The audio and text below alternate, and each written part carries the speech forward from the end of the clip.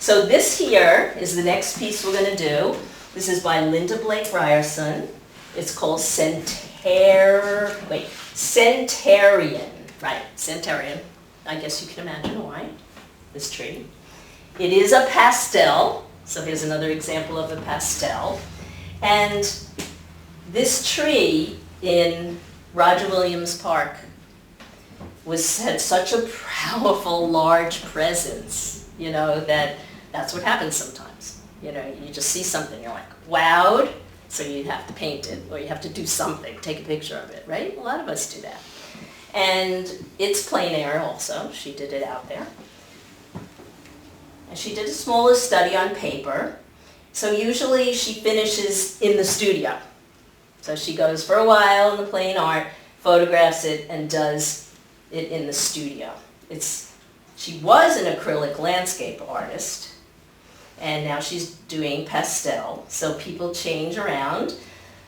She very strongly feels that titles are important because they represent your piece, and they tell you what's going on, so that you have an insight right away. So she thinks that's very important. She had a BS in art education, which is unusual, and computer graphics.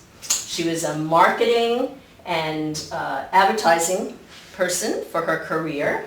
Another example of what artists do during their lifetime. And she taught a lot and still teaches. And she pulled the two worlds, so she likes abstracts. And so she does both, and that's another interesting thing when somebody does both. So when she starts a piece, she'll just use some vine charcoal, which is a hard charcoal, to just sketch it out, to define the shapes. Sometimes it's just nice knowing how they do this. And then she goes to a softer pastel to add value and block in the shapes. Okay?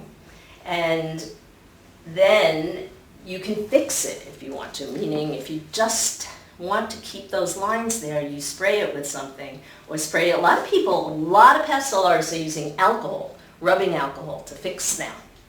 They spray it from a bottle and it fixes. So, because pastel is going to move around if you don't fix it.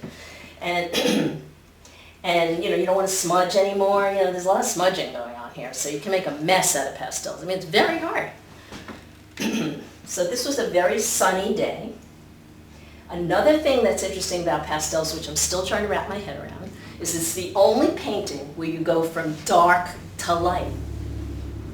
Dark to light instead of light to dark. Everybody knows you have to go from light to dark because, then you have the lightest one and you go darker and darker and darker, and that's the right, not in pastel. And many pastel artists have told me about that. And pastel is the only medium where you work that way. That's very interesting.